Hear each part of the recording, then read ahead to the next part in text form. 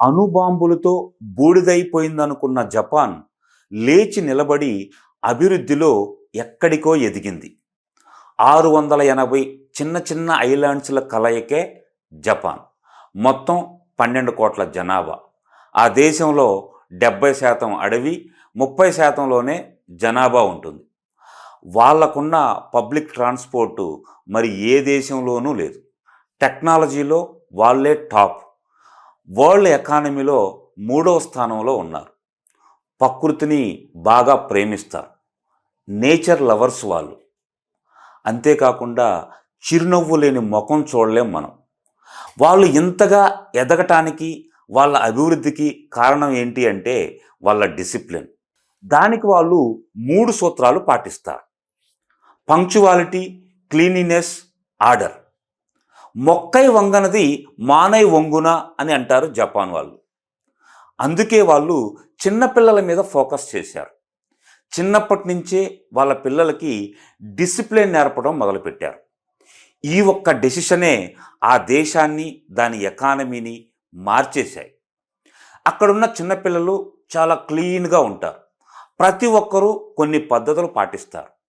అవి ఏంటి అంటే అవసరం లేనిది, వాడుకలో లేనిది ప్రతి వస్తువుని తీసి బయటపడేయటం, ఇంట్లో ఉన్న ప్రతి వస్తువుకి ఒక స్పేస్ కేటాయించి దాన్ని ఆ స్పేస్లోనే ఉంచటం, ఇంటిలో ఉన్న అందరూ అన్ని వస్తువులని ప్రతిరోజు క్లీన్ చేయడం, క్లీన్ చేయడంలో ఒక స్టాండర్డ్ మెయింటైన్ చేయడం, ఈ పద్ధతులన్నీ ప్రతిరోజు ప్రతి ఒక్కరూ తూచా తప్పకుండా పాటించటం. ఈ రూల్స్ వాళ్ళు పాటించటం వల్ల వాళ్ళు ఈ విధంగా ముందుకెళ్తూ ఉన్నారు. మనమేమో పనికిరాని దాన్ని కూడా ఎందుకైనా మంచిది కదా అని దాచేస్తూ ఉంటాం.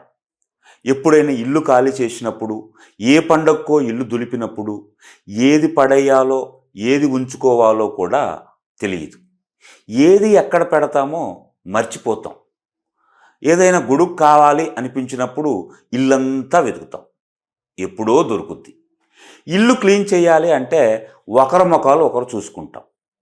ఇంకా క్లీనింగ్ స్టాండర్డ్స్ గురించి మనకు తెలియనే తెలియదు. జపాన్ వాళ్ళలో ఉన్న ఇంకో అద్భుతమైన క్వాలిటీ ఏంటి అంటే పంక్చువాలిటీ. ఉదయాన్నే 5 గంటలకు లెగవటం, ఎవరికైనా వస్తాము అని చెప్తే ఆ టైంకి వాళ్ళు వచ్చి ఆ మీటింగ్లో అటెండ్ చేయడం, ఆఫీస్కి ఇన్ టైంలో ఉండడం, ఆఫీస్ వాళ్ళు చెప్పిన ప్రతి రూలు తూచా తప్పకుండా పాటించటం. మీకు తెలుసా, కొన్నిసార్లు ఆఫీసులో లేట్ అయ్యి ఇచ్చిన టార్గెట్ చేయలేక ఆత్మహత్యలు చేసుకున్న వాళ్ళు ఎంతోమంది ఉన్నారు. పంక్చువాలిటీ అంటే అంత ఇష్టం వాళ్ళకి. పంక్చువాలిటీ మిస్ అయితే ఏదో క్యారెక్టర్ పోయినట్టు, డ్యామేజ్ అయినట్టు ఫీల్ అయిపోతారు. ఇలా ఎన్నో పాటించటం వల్ల జపాన్ ఈరోజు ముందుంది. Hats off Japan. జపాన్ లాగా మనము ముందుండాలి అంటే ఇలా డిసిప్లిన్ అలవాటు చేసుకోవాలి.